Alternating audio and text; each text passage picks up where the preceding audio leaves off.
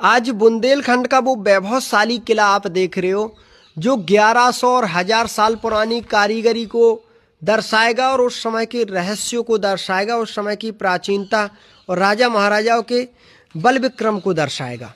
जी हाँ, ये किला कोई आम किला नहीं है, कोई छोटा किला नहीं है। बुंदेलखंड के सबसे धुरंधर राजाओं का यहाँ पर अधिकांश शासन रहा है। जिसके पास अधिक बल रहा करता था वही राजा यहाँ पर शासन कर पाता था।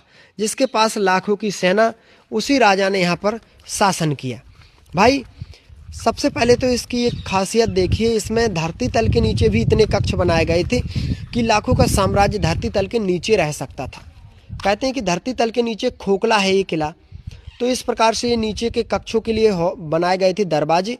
और इसके पास से हम आपको गुजरते हुए रानियों के महल के पास भी ले जाएंगे, तो आपको धरती तल के नीचे कैसे उस समय उजेला पहुंचता था वो चीज़ आपको दिखाएंगे कि कैसे उस समय लाइट वगैरह की व्यवस्था नहीं थी, तो नीचे उजाला कैसे पहुंच जाया करता था। भाई सारी चीज़ें आज ऊपर से ही स्पष्ट दिखाई पड़ेंगी।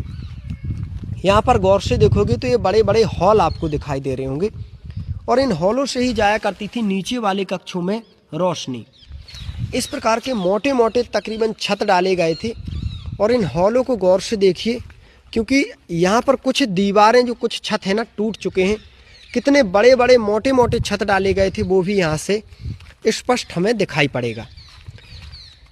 ये दरवाजे कभी बनाए गए थे जिनकी आज टूट फूट हो चुकी है, लेकिन इनके अंदर इस प्रकार की जो निर्माण है ना, जो मोटे मोटे छत है ना, वो हमें आज भी स्पष्ट दिखाई पड़ रहे हैं। और अगर छोड़े और अंदर जाएंगे तो अंदर की जो बनावट है ना आलीशान, वो हमें दिखाई पड़ेगी, जिसके बारे में जितना कहो उतना कम है। इतना आलीशान निर्माण यहाँ पर हुआ है। ऐसे बड़े बड़े हॉल बनाए गए थे और सीधे एक जैसे रास्ते चारों तरफ, कोई पता ही नहीं लगा पाएगा। दरवाजों पर नंबर लिखे गए थे, वरना लोग अधिकांश रास्ता भटक जाया करते थे। भाई कई सारे दरवाजे आज भी इस किले के बंद हैं, क्योंकि लोग बाग अधिकांश यहाँ पर आकर ना रास्ता भटक जाते हैं, क्योंकि ये इस प्रकार से जंगल के बीचों बीच में बना हुआ है।